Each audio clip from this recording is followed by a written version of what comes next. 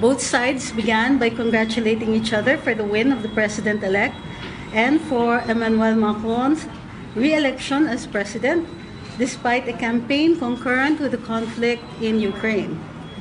Both sides also discussed the effects and impacts of the said conflict on oil, energy, and food security.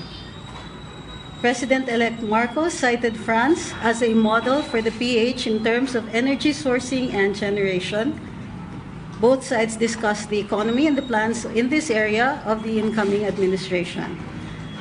Some of the prospective activities to commemorate 75 years of Philippine-France relations were also discussed and briefly discussed towards the end of the meeting with the Indo-Pacific area and strategy, as well as issues of overseas Filipinos in France. The courtesy call, on the other hand, by His Excellency Luc Velon, head of the EU delegation to the Philippines, began with President-elect Ferdinand Marcos Jr. and Ambassador Luc Velon discussing various issues on Philippines and the European Union relations, including development cooperation, which includes support for the peace process in Mindanao, plus trade, disaster prevention, rule of law, good governance, and human rights. They also discussed the situation in Ukraine and how it had been affecting Europe and the Philippines. We'll take questions after the second announcement. We have new designated cabinet nominees, the first of which is Maria Zenaida Angping for Secretary of the Presidential Management Staff. She comes with a professional experience in the fields of public service and administration and international relations and diplomacy.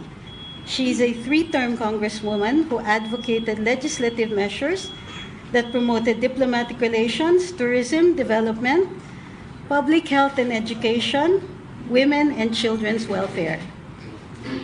She institutionalized necessary infrastructure that promoted sustainable self-reliance and empowerment, especially of the marginalized sector in the 3rd District of Manila. The next nominee is Mayor Cristina Frasco for the Secretary of the Department of Tourism. She is the incumbent mayor of Liloan in Cebu.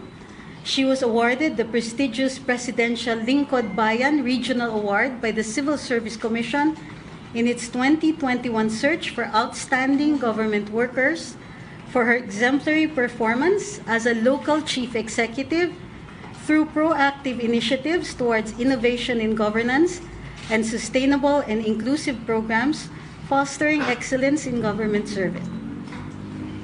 She was a top-performing mayor in Central Visayas, ranking number 1 among the 116 mayors in the entire Region 7, and number 1 among all 44 municipal mayors in the province of Cebu.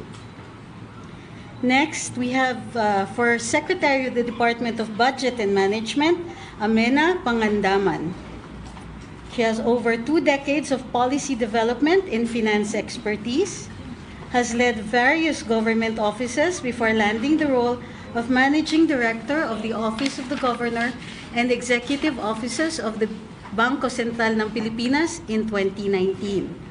She is the former Assistant Secretary of the DBM and former Chief of Staff of the late Senate President Edgardo Angara.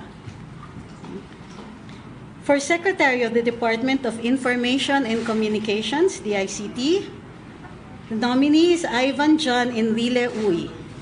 He's an expert in technology law, well experienced in information technology project management, and served as chairman of the Commission on Information and Communications Technology for the Philippine government. He oversaw the formulation of the Philippine Digital Strategy from 2011 to 2016. He is an international commercial arbitrator on areas involving IT-related disputes.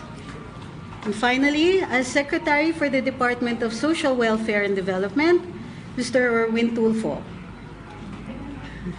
He has been in the public service doing social work in 3 decades, awarded Best Public Service Program Host, He is a 2014 SM Super meaning Salute to Unparalleled People, Endeavors, and Resources Award for media for his coverage of Typhoon Yolanda. He is known for his involvement in covering and helping the Filipinos here and abroad through his social programs and partnership with other organizations. And that's it. We'll take a few questions. Hang on. Yes, Greg. Yes, ma'am. Do you have any blaming for the inauguration for the president-elect Bongbong? All right, we have no information yet. I think they're still in the process of making some crucial decisions. So right now, no, I'm sorry, no information as of now. But we will inform you as soon as we get the information on the inaugural. Ma'am? Yes, ma'am. Yes. Just for some comment purposes, the basis again for the selection of the cabinet posts. You want me to read them again? No, ma'am. I mean the general one. Generally, for their experience in public service and proven service records. I have a question about Senator Amy Marcos and her role in the President-elect Marcos' administration. Will she have a similar role to Bongo has in the President Duterte's administration as a sort of special assistant to the President? The role of special assistant to the president has already been filled. Yes, but she has sort of touted herself or self-nominated herself as like the super sister of the president. Oh, she really does not need to nominate herself. She is the super sister of the president. So she will remain presidential sister as far as we can see. But will there be a special role for her? Will she have a special role in the administration? I'm afraid you'll have to ask Senator Amy that. Right now, she's a sitting senator. My name? Hi. Yes, ma'am. May na-defer po na appointments sa Senate, yung mga officials from COMELEC, COA. Aside from the Senator Zubiri, gusto lang daw niya nabigyan ng free hand yung next administration na pumili at kumilatis nung mauupong official doon.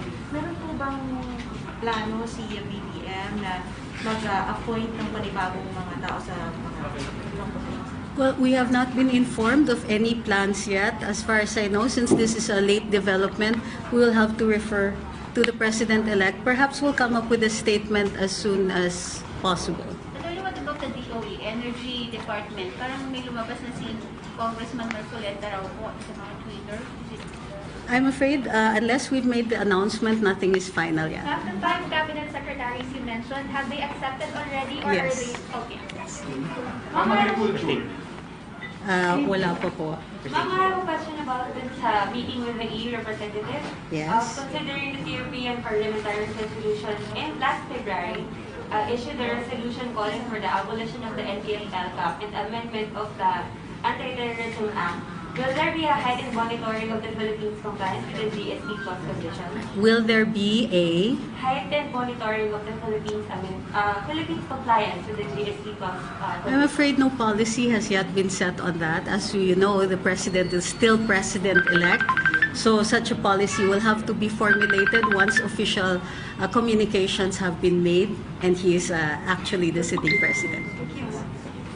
Okay. Confirmation Lounge reports that pinalook daw ni President-elect Marcos si President Duterte ng role as drug shark.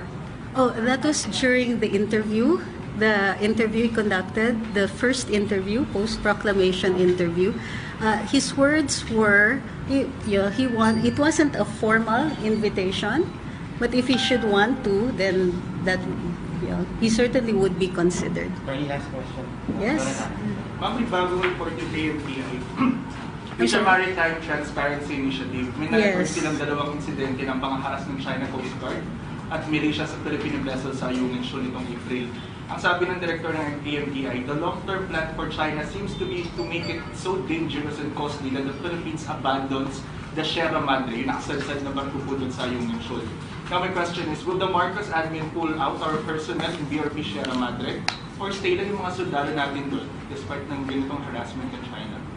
President-elect Marcos's foreign policy has not changed, but since this is new information, we'll have to get a further statement, if ever, on that one. For the moment, he's not yet the sitting president, so these matters should be addressed first by President Rodrigo Duterte. Ma'am, follow-up po dun sa China question.